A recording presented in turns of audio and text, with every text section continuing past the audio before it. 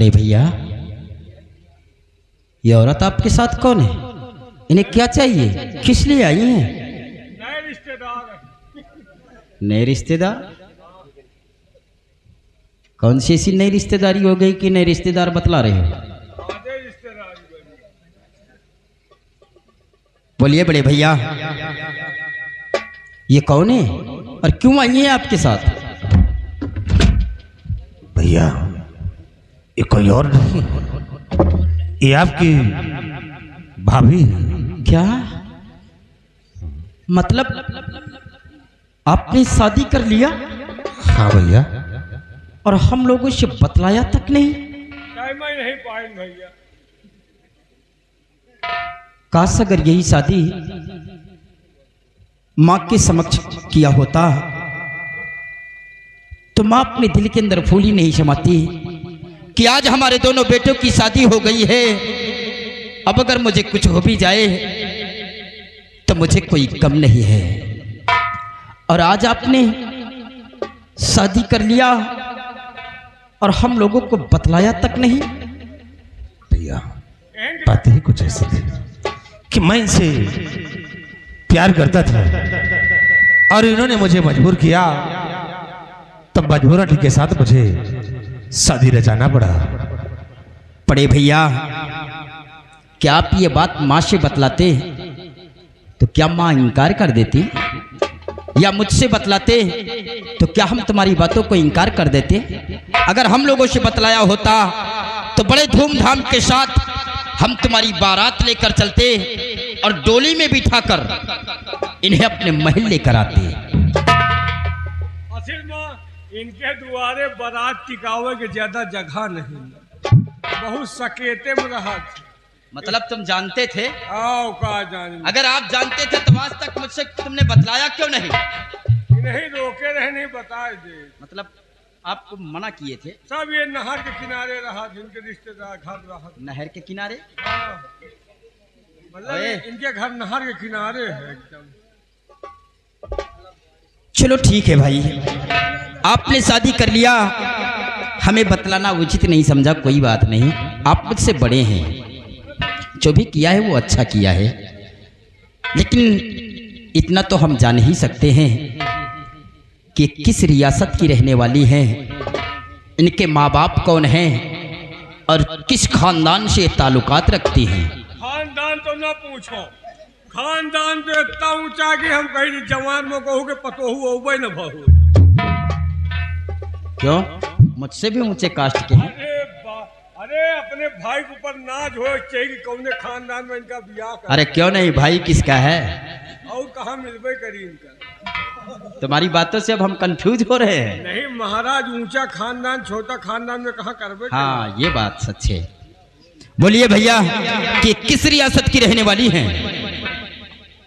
भैया ये अनाथ और बेसहारा लड़की। क्या? इसके खानदान में कोई नहीं है, इसका सहारा देने वाला इस संसार में कोई नहीं है। मुझे बहुत अफसोस है कि इस बेचारी के खानदान में कोई नहीं है, ये अनाथ है। तुमने बहुत अच्छा किया भैया, बहुत अच्छा किया आपने कि एक अनाथ बेसहारा लाचार लड़की को तुमने सहारा दिया है। क्योंकि हम लोगों का ये परम कर्तव्य है कि हमारी रियासत के अंदर अगर कोई किसी कष्ट में हो तो उसको उसके कष्ट से निवारण करना चाहिए। मुझे बेहद खुशी है, महान खुशी है कि आज आपने एक अनाथ को सहारा दिया और इस हीरागढ़ की बहू बना दिया है। मुझे बेहद खुशी है मेरे भाई। लेकिन ये बतलाइए कि किस खानदान से ताल्लुकात रखती हैं? खानदान तो ना पूछो, खानदाने वाला तो गलबा है। इनके रिश्तेदारी सब अमावा में है, हैदरगढ़ में और गोसाईगंज में, सफेदाबाद में, इस तरह रिश्तेदारी। मतलब तुम इनके हर रिश्तेदारी हो आए हो? हर जगह तो भेजी है हमका खड़ा। बोलिए बड़े भैया, आप खामोश क्यों हो जाते हैं?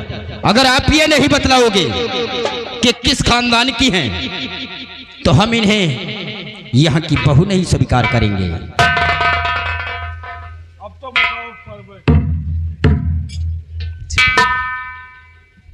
साले, मामला फंस गया। फंस नहीं फंसा हुआ है। कोई तरकीब निकाल यार। हमका निकाली कबो हमका चिखुआए हो। साले 50,000 रुपए बर्बाद किए तेरे पीछे। वो पसंद नहीं है माँ। ओए बताओ कौन खानदान क्या है? बोलिए भैया, आप इतना आपस में बातें क्या कर रहे हैं? भैया अगर आप जानना चाहते तो मैं आपसे सब कुछ बताऊंगा।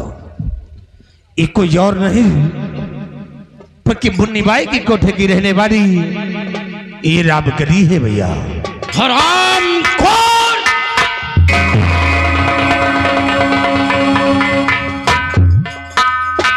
तुझे और कोई नहीं मिला, एक बेश्या के संग में शादी रचाकर अपने महल में लेकर आया है। और हो के भाई तू एक सम्राट का, हो के भाई तू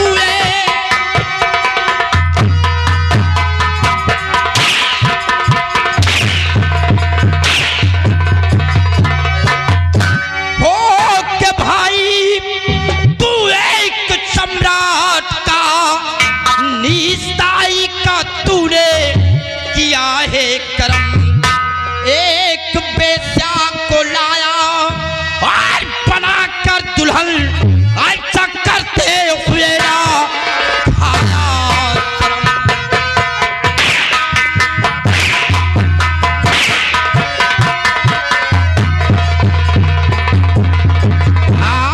एक बेस्या, अरे कुतिया कहीं की, एक बेस्या को लाया और बनाकर दुल्हन, ऐसा करते हुए ना खाया करम।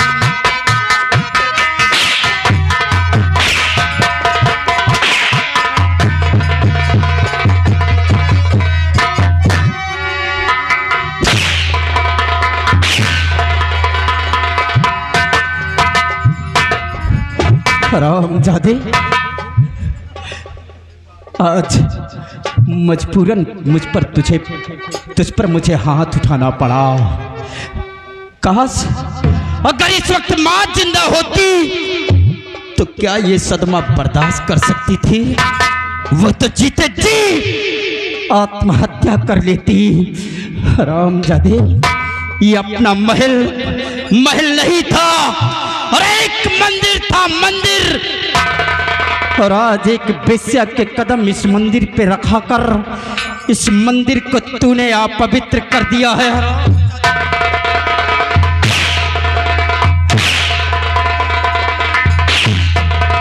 और हरामजादी रंडी कुतिया कहीं की, कहाँ हाथ पकड़ कर खींचती है रे?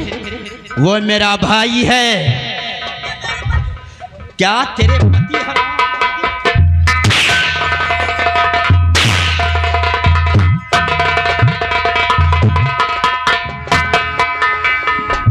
क्यों रे कुतिया, रंडी कहेगी, तूने हमारा भी खौफ अपने दिल के अंदर नहीं खाया? बेखौफ होकर इस महल के अंदर घुस आई है।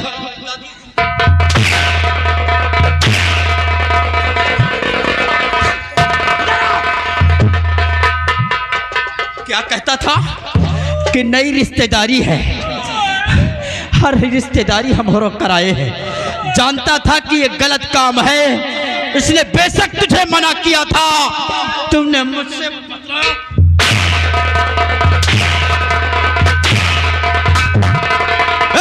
रंडी कही की, चली जा कुतिया यहां से, चली जा यहां से।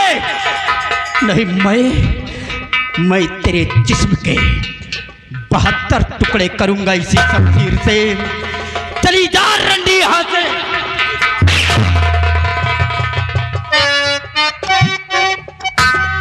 नहीं स्वामी, आप ऐसा नहीं कर सकते। आप अपने क्रोध को शांति करिए। अगर जो आपकी इजाजत हो तो मैं आपसे कुछ कहना चाहती हूँ। क्या कहना चाहती हो?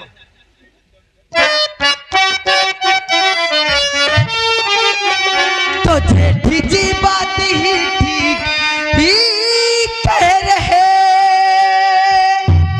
इस बिचारी का इसमें ही क्या दोष है।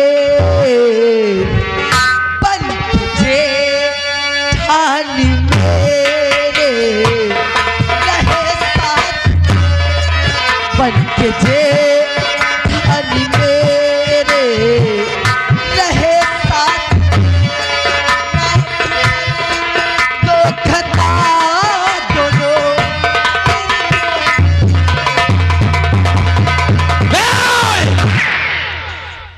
क्या कहती हो? किस बिचारी का इसमें क्या दोष है? अरे अगर किसी गरीब की बेटी को लाता, वो भी किसी भी कास्ट की होती, हंसते हंसते हम उसे इस हीरागढ़ की बहुरानी स्वीकार कर लेते। लेकिन आज ये हरामखोर इतना गिर गया है। अरे ये मंत्री ही नहीं, इस हीरागढ़ का राजकुमार है, राजकुमार। और इतनी इसकी नीयत में खोट हो गई है कि एक बेश्या को यहाँ की बहू बनाना चाहता है, इस हीरागढ़ की बहू रानी बनाना चाहता है। मैं इसे स्वीकार नहीं करूंगा। अरे कुतिया, चली जा यहाँ से, नहीं डाल दूंगा शमशीर और जिस्म के आरों पार कर दूंगा तेरे। चली जा।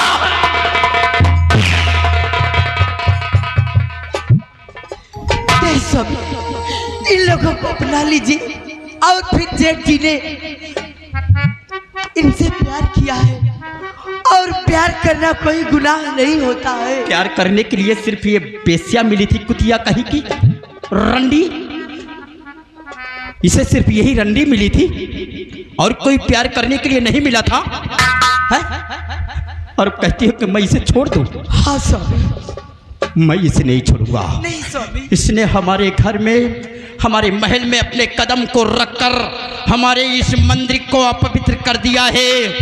हरामजादी कुतिया, चली जा बेस्या कहीं की, चली जा। मैं कहता हूँ नहीं, मैं तुझे नहीं छोड़ूंगा। हट जाओ सामने से, मैं से चिल्ला रही।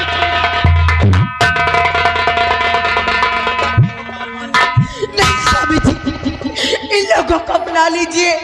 आपको मेरी सौगंध है प्राणनाथ। मैं इन लोगों के प्यार की आपसे भीख मांगती हूँ।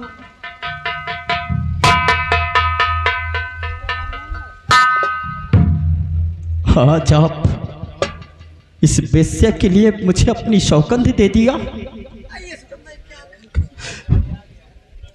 ठीक है, अगर तुम कहती हो तो ठीक है, लेकिन ये सोच लो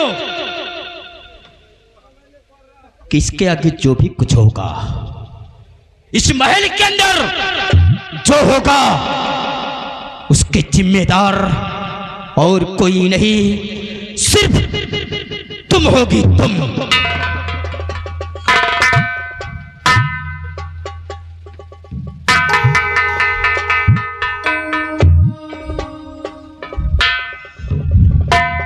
पिताजी, ये दादाजी के साथ में कौन है जो छुप छुप कर खड़ी हो रही है? बतलाओ अपने बेटे से कि ये कौन है।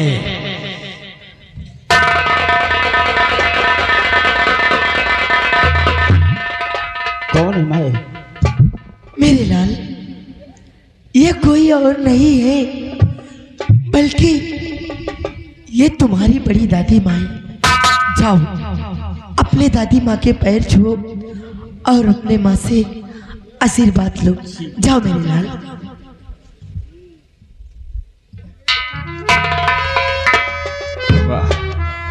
आज ईश्वर ने हमें एक माँ नहीं बल्कि मुझे दो माँ मिल गई हैं और मुझे बेहद खुशी है। तुहार किस्मत बढ़िया है ना? क्या हुआ? तुम्हारे दुई महतारी तीन बाप। ओए, ये 3 बाप कैसे हुए? 3 बाप नहीं समझे? नहीं। एक महाराज तो तुम्हारे पिता ही है। हाँ। ये कौन है? ये दादाजी हैं। दादा क्या होता है? पिता तुल्य होते हैं। और मैं कौन हूँ? आप चाचा हो। चाचा क्या होता है? चाचा भी पिता तुल्य होते हैं। तो 3 हो ही नहीं गए। अच्छा माँ हाँ मेरे लाल। और दादाजी और बड़ी माँ अब मैं जा रहा हूँ कॉलेज, क्योंकि मुझे कॉलेज का वक्त हो चुका है।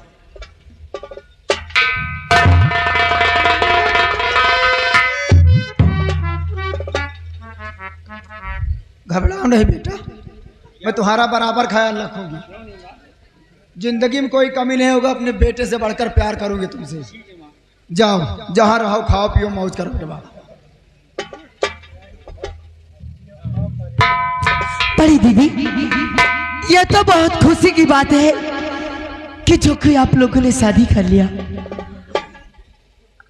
अभी तक खुशी आपको भी है, खुशी मुझे भी है क्यों नहीं दीदी? कि आप जैसे देवरानी है और ऐसे देवर जी मिले।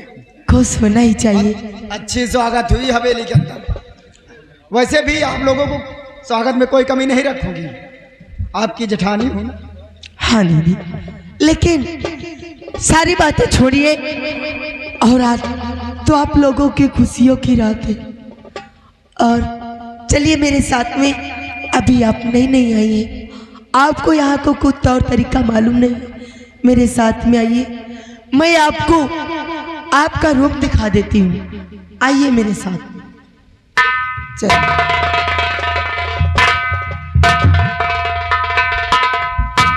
वाह नाहर सिंह, वाह, तुम नाहर, तूने जो कुछ भी किया है नाहर सिंह, बहुत अच्छा किया है। अरे तूने मेरे चुस्पे हंटर नहीं, अपनी मौत को दावत दे दिया है नाहर। याद रख नाहर, तूने मेरे गाल पे थप्पड़ मारा है। और याद रखो नाहर, अगर एक जुर्म का बदला मैं तुम्हारी मौत से न चुकाया तो हमारा नाम जौहर सिंह नहीं है। वक्त का इंतजार करिए नाहर, ऐसी जगह पे तुम्हें मारूंगा कि पानी तेरे पास होगा लेकिन पानी देने वाला नहीं होगा। सिर्फ वक्त का इंतजार करिए।